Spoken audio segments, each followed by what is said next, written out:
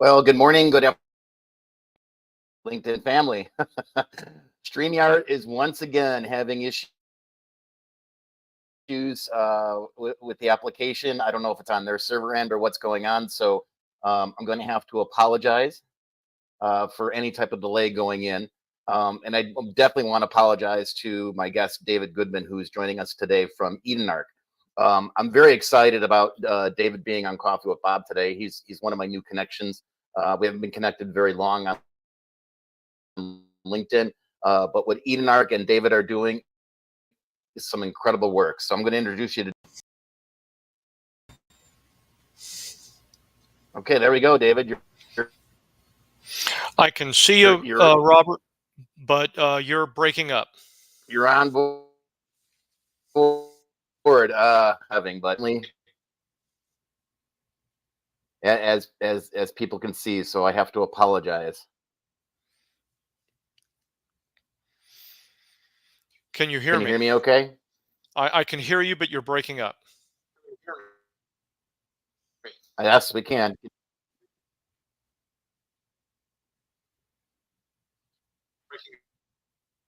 This happened during last week's episode. StreamYard's been having issues on and off, and unfortunately, it seems like they have issues during my show. So we'll definitely get through it. Can you hear me okay? I can hear you. We'll strumble. We'll work Okay, our good, way through it. good. Yeah, we will, and hopefully people won't get too frustrated with it. So everyone, this is David Goodman. He's founder of the EdenArc Group, which I want to talk about the name of EdenArc because that sounds, a little faithful, right? Which is really cool because you're faithful to the sustainability of the earth, which I really love.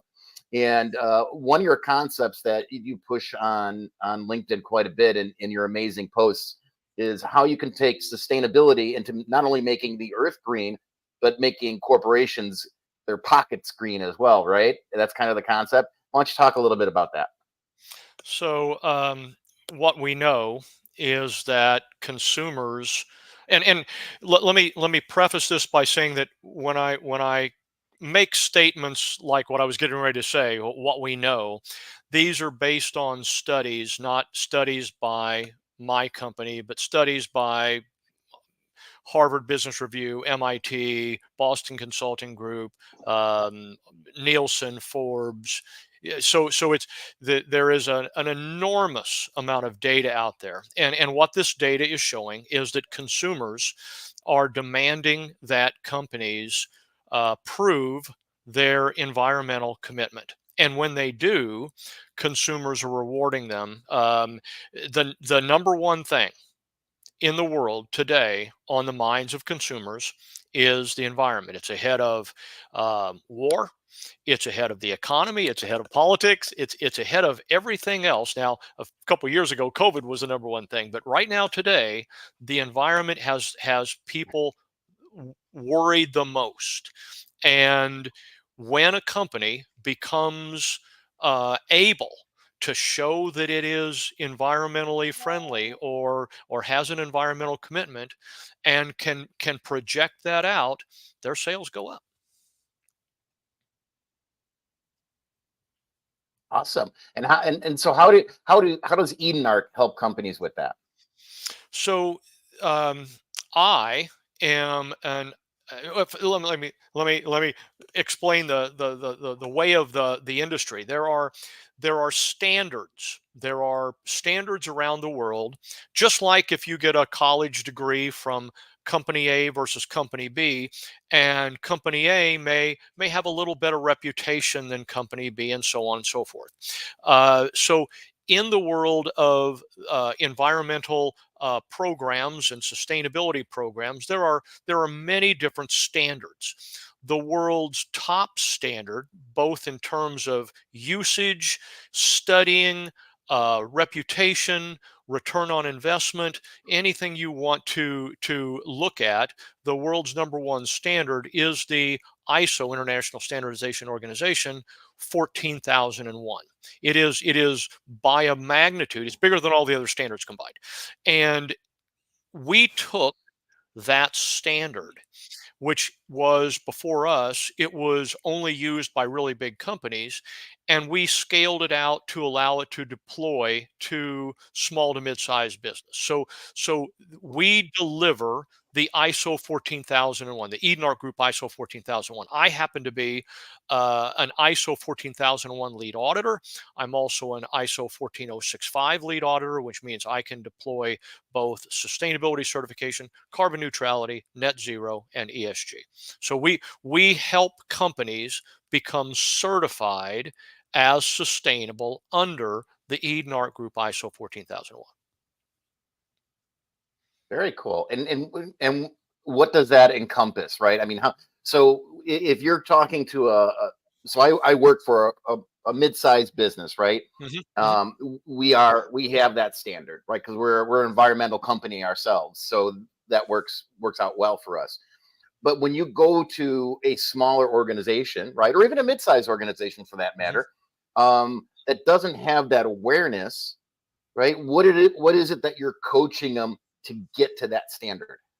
Okay, so first of all, let's define what we define as an SME, a small to mid-sized enterprise. That is everything from literally pre-revenue. We have a number of clients that are pre-revenue. They've Oh, come to us for the certification because it brings value, it brings credibility, and they're out there raising money and they're trying to project to the market that they are more substantial than the market may perceive them as. So we've got organizations that are literally pre-revenue, and we got organizations that are over $1 billion. What we define as an SME is an entity that generates up to $1 billion per location. So you and I would agree that McDonald's is over $1 billion, but its restaurants aren't. Chase is over $1 billion, but its branches aren't. So at a particular place, at a particular location, is that entity generating up to $1 billion, then it would be considered by us an SME. We have clients more than that, but that's how we define our specific target group. Now, when a company comes to us, or we have them sign up, what do we do? The first thing we do is we recognize that with an SME, revenue is king. Revenue is far more important than cost reduction. For a really big company, cost reduction may be a big deal, right? They could mhm. save millions of dollars. But with a smaller company, cost reduction, although important, is less important because they generated less cost to begin with. So, Right. so what an SME is far more interested in is making a buck versus saving a buck. And the making a buck usually comes down to, how do I differentiate from the guy down the street? How do I convince the consumer that I'm better than that other guy, and I've got limited marketing, limited Sure. advertising? I'm an SME, right? So how do I stand out? So the very first thing we do, let's say that you would sign up with me today. Tomorrow, before we started the application process, the very first thing we do is basically a post slash press release that talks about, in effect, ABC company has decided to pursue becoming a certified sustainable business. That goes out on all my media, goes out on all your media. I touch about 13 million people. So I get get interest for your company and excitement for your company before we even start the application process. So the revenue side of what we do starts churning before we even start, if you will, the work, right? And that's the whole game here, is to get consumers aware of what your company is doing, because good corporate Yeah. citizens, consumers want to buy from them. So that's the first thing we do. Then the ISO 14001 is a very big, very cumbersome, very costly program, our standard. What we did is we basically turned it into 6 forms. And those 6 forms we use every time. We do 90+% of the work for the client, and we get the client, the SME client, through the process very fast. So our our prospects, the number one concern they have is time. Oh my gosh, if I sign up for this, what's it going to do to me and my staff? Is this going to be overwhelming? Is this going to take us away from the day job? So time is much bigger of a fear that we face from our prospects than anything else, and we have to address that, and we do, and we get the client through very quickly with us doing practically all the work. Awesome. So to your And question, we start the revenue, and then we blow through the actual application process. and then once they're through the application process, right, that leads into your tagline, by going green you generate green, correct? Is that way you guys look at things? So let's say that you and I have finished those 6 forms. Then I, as an ISO 14001 lead auditor, I can do one of 2 things. I can be your consultant, or I can be your verifier, your auditor verifier. Okay, I can't grade my own test. One of the things that the world has realized, and the problem we have with greenwashing, all these companies out there, because they know consumers want them to be environmentally friendly, so they're all basically lying or fabricating their sustainability accomplishments. Right. And you need to have what the world's governments are now instituting is you have to have a certification that's globally accepted. We are. And you have to have third party verification. In effect, you can't verify yourself. And I, as your consultant, I'm maybe uh, financially motivated to do something for you because you're offering me a check. So we want to keep that away from the process. So I take that application and I send it to a guy like me who's also a lead auditor. He does the audit, he talks to you and me, and then he verifies that I, with you, you being my client, that I met the standard. So now I've got you certified. Now we start promoting that. And I come to you throughout the year and say, hey, Earth Day's coming up. You're a certified sustainable business. You need to talk about it. You need to use this as an opportunity to wave a flag. And you end up saying mostly, we'd love to, but David, we really don't know how. You're the expert in this. We're not. Help us. So I'll write a template for you. I'll send it over to you. You'll edit it or whatever, and that will become what you send out and what we send out on your behalf to let the world know that you're somebody that they should move their business to. 7 out of 10 consumers across the world will move their business to a certified sustainable company if they have one option as an option. Awesome. Yeah. I mean, I certainly, we as consumers, my family as consumers, we look to sustainable goods anytime we can. That's right. Right. So now, when you talk to prospective clients, right, or even current clients for that matter, I would imagine that the first reaction, especially from a smaller business, right, I would imagine that they feel that becoming sustainable, they equate that with expense, right? What do you say to organizations that think that, or even I know I have family members, that don't buy sustainable products because they're too expensive, right? it's Right. it's so much cheaper to buy products that aren't certified as sustainable, correct? Actually, no. But Oh. good question. Very good question. So the the first thing that we face with an SME is lack of information and the fear that comes with being asked to make a decision without having full information. All of us, when we're Hmm. faced with the decision and we don't feel that we're in effect smart enough on that topic, we freeze. It's like, whoa, I'm not ready to do this yet. I got to get more information first. So the first thing that a small business leader needs to do is get comfortable that this whole sustainability thing is something that they might even be interested in. So we have a guide, and the guide shows you the things you should look for when considering sustainability. I mean, so first is, why should I even consider it?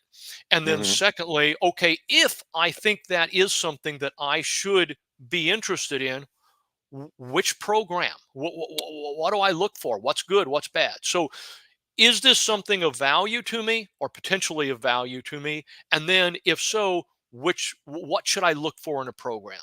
If we get past that, then we get to your question of cost.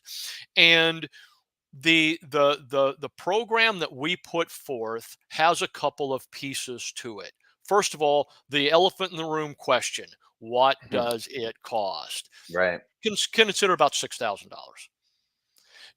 Now, if you start there, then you have, how is that paid?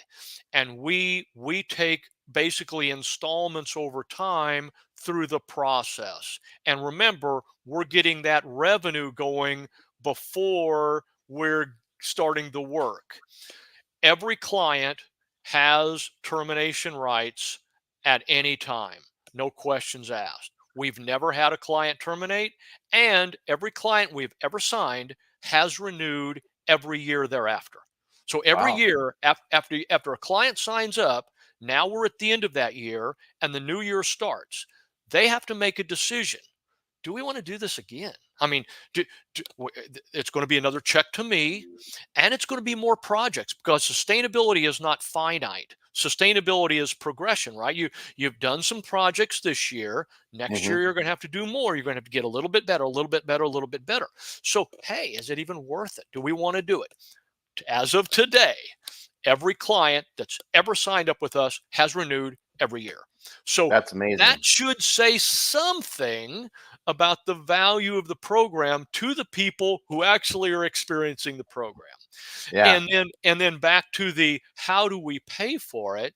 We allow that client to, if, let's say, a client, and we got a number of clients that have signed up, like, let's talk about the people that are raising money. So they don't have money, right? Right. They've come to us, and they've signed our contract, and we're helping them with posts and press releases to help them get their name out there. But they don't have two shiny nickels, so they're not going to pay us until they raise some money.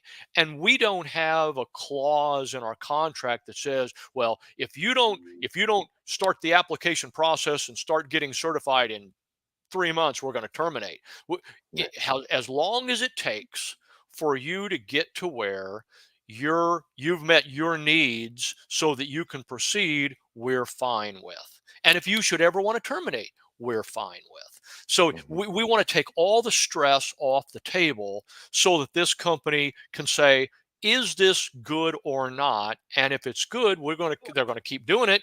If it's not, well, then they can quit if they want. They haven't, but Yeah. they could. Yeah, and I think that's one of the things that I've in viewing your posts, right, and learning more about you. One of the things that I really like, you're putting the sustainability first before your own personal profit in this, right? I mean, that shows you how vested you are into building sustainability, and I really admire that about you. One of the things I wanted to ask, can just give a couple examples of the types of clients that you are currently working on. You don't, if you want to name drop, you're very welcome to. But it's so when you think about sustainability, right? I know that there are some of my connections out there that are going to say, I don't, based on what I do, I don't have to worry about being sustainable, right? Like a coach, for example. So why don't you give some examples and kind of give the why behind sustainability works for them? And I think if you could, go beyond examples that are kind of obvious, right? Yeah. Okay. So the very first client that we signed is a CPA firm, Wow. and Okay. the main partner was of an age where he wanted to retire. And the junior CPAs who were going to have to buy him out of his equity needed to, in effect, raise their books of business to where they would making more money so they could buy him Yeah. out. And nothing against the CPA profession, but their services are c- uh, pretty non-unique. Let's say. Yeah. I mean, Yeah. there's nothing that separates one CPA firm from another CPA firm, other than the personality of that individual, and it's very tough for a young up and coming CPA to go out and knock on doors in the market and try to take business away from competitors. So what was going to help these young bucks position themselves as different and find ways to basically win more business so they could ultimately buy out the senior partner. And so they, first of all, the senior partner was liked what we do and was environmentally focused anyway, Hmm. but this gave their organization a point of difference, and it gave the young CPAs a door opener, a discussion point to go in front of people and say, "Oh, so you want to know what we're about? Well, let me give you an example." And what we do is we help train our clients on how to talk about this and how to explain what this means within their business and why their potential client might want to hire them versus the guy down the street. So that's one example. We have financial managers. We have payroll processing companies. We have software companies. We have engineering companies. We have obviously manufacturers. We have distribution companies. We have companies that make janitorial companies. Did I say engineering? We Yes. have a number of engineering companies. We have window and door manufacturing companies. We have window and door installation companies. Um Everything from very large to very small. We have a number of um, uh, cyber crime companies that have signed up Really? with us. They're Okay. they're they're, they're basically online security companies, groups like that. So bunch of different industries, and I just scratched the surface. Wow. And that's amazing because it's you mentioned quite a few there that you wouldn't even think fall into the whole sustainability thing, right? Yeah, you Which think is about which, manufacturing. You think about, yeah, yeah. taking a manufacturing plant and making it more efficient. Yep. And Yep. that's on the cost side of this. But rethink about any company that is competing for market share and trying to take business away from somebody else, and how are they going to stand out?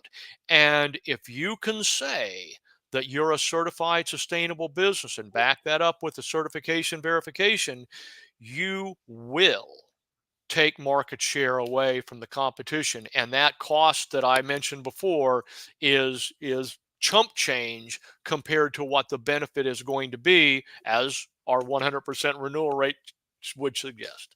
Yeah. Yeah. That's very cool. Um, I love the Eden Arc group, and I love your logo too. Talk about how that Eden Arc, what the significance of Eden Arc is.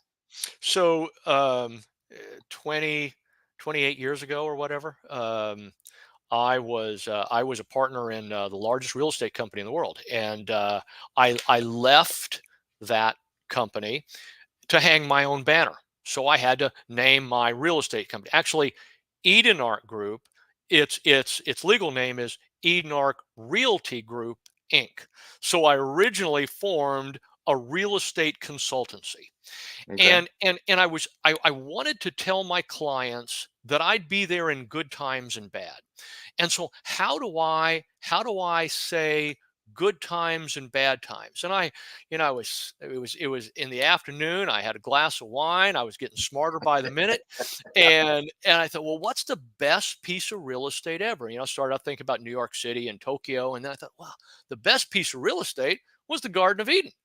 And then I started thinking, well, what's the worst piece of real estate? Well, maybe when there wasn't any real estate, Noah's Ark. And it was my company. I could name it anything I wanted. So it became Eden Ark. And here we are, whatever, 27, 28 years later. And I love the connotation about it. I mean, if you over your shoulder is I don't know if people can see it as clearly as I can, but is your little logo, right? Where there's an arc going almost cresting at the sun.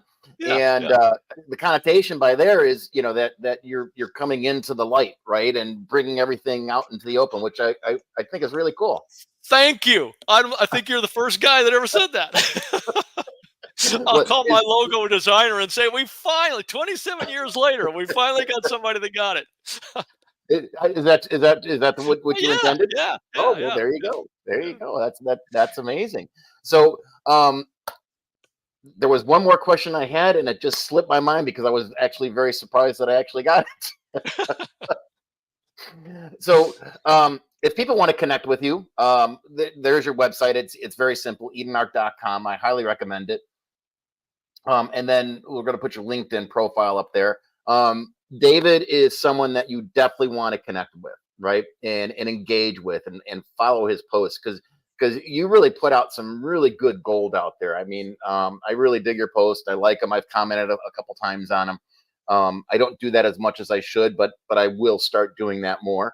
I promise, because it's good stuff out there. And it's, as any small business owner out there, and I know a lot of small business owners in my network, this is something that you guys should be pursuing. I mean, you almost make it not painful at all in order to pursue this.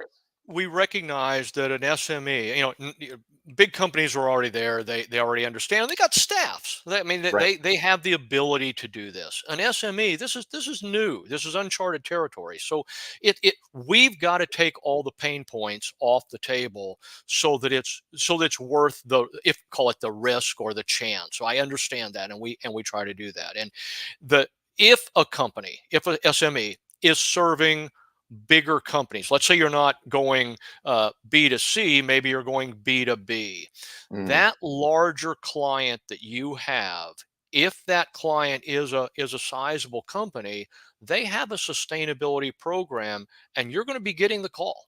You're going to be getting the call from them, and they're going to say, if you want to remain a vendor to us, you're going to have to get on board. So just know that whether it's consumer driven or corporate driven, the demand is there, and the opportunity to be early and take market share before everybody is riding the tide up together. It's a big deal. Yeah, it's amazing. So you're doing amazing work, David, and I really appreciate you taking the time out to be on Coffee with Bob. I have to tell a quick story about that. That wasn't your intention originally, right? We thought this was going to be a prospecting call. I forgot. I just thought you were reaching out and wanted to chat. So, which turned out that way anyway, right? Yeah, it did. And that's the whole point behind my Coffee with Bob, right? It's to have a discussion. This is unscripted, right? It's completely organic, and my goal for these is always to feature the connection that I'm speaking to, and hopefully gain them more connections, gain them more exposure, whatever the case is. So if anybody out there wants to be on Coffee with Bob, the link to my calendar is in my profile. Click on it, follow it through. I'm happy to speak to anybody and about anything, because I always learn something new each time. I never thought about sustainability for a smaller business before. I always thought that was a Fortune 1000 type of initiative before I met you. So I think that's great. And if we can keep raising that kind of awareness with all the organizations out there, with all the entrepreneurs and small businesses out there, I think we're going to be a better world for it. So thank you very much. Thank you. So, all right. So please connect, follow, and engage with David here. There's his LinkedIn profile. at the bottom of the screen there. He's going to bring great value to your organization, going to bring great value to your business, and he's going to make going green turn into green in your pockets. I think I got that tagline kind of turned around, but it's good.